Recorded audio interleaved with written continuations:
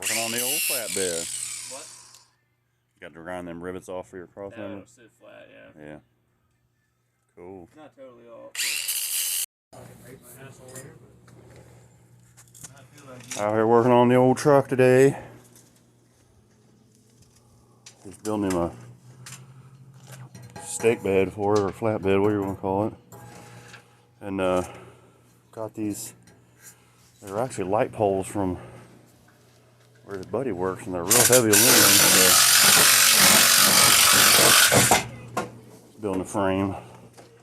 Gonna put a wood bed on it. So we just got the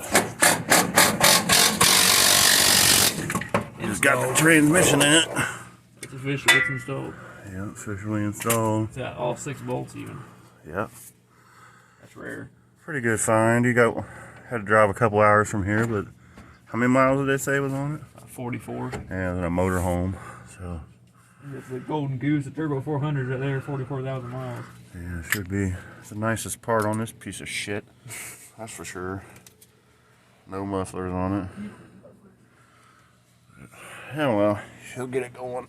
It'll be a good one of these years.